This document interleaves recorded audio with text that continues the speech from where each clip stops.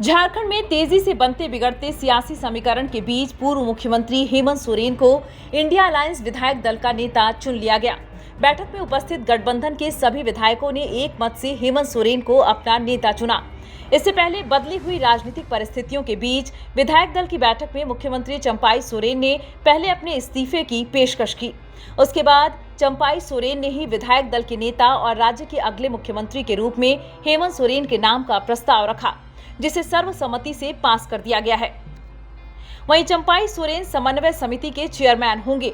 हालांकि अभी तक औपचारिक रूप से इंडिया अलायंस की ओर से नेतृत्व परिवर्तन को लेकर औपचारिक घोषणा नहीं की गई है।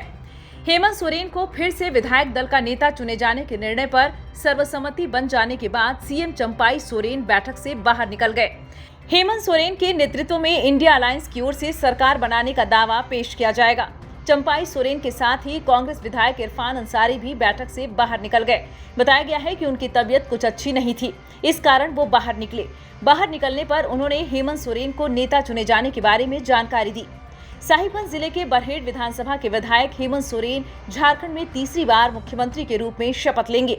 हेमंत सोरेन पहली बार 13 जुलाई 2013 को मुख्यमंत्री बने थे, लेकिन वर्ष 2014 की विधानसभा में बीजेपी को बहुमत मिल जाने के कारण उन्हें अपने पद से त्यागपत्र दे देना पड़ा था।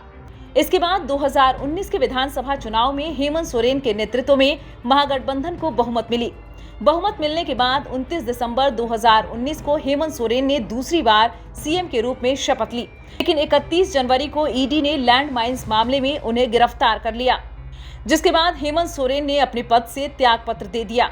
हेमंत सोरेन के त्यागपत्र देने के बाद 2 फरवरी 2024 को चंपाई सोरेन ने सीएम के रूप में शपथ ली। इस तरह से अब तक चंपाई सोरेन 151 दिन का कार्यकाल पूरा कर चुके हैं।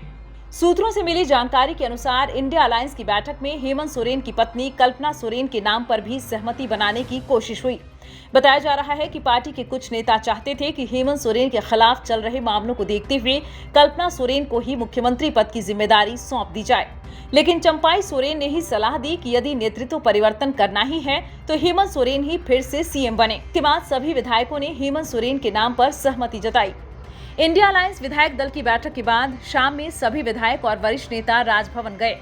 इंडिया अलायंस विधायक दल की बैठक के बाद शाम में सभी विधायक और वरिष्ठ नेता राजभवन जाएंगे।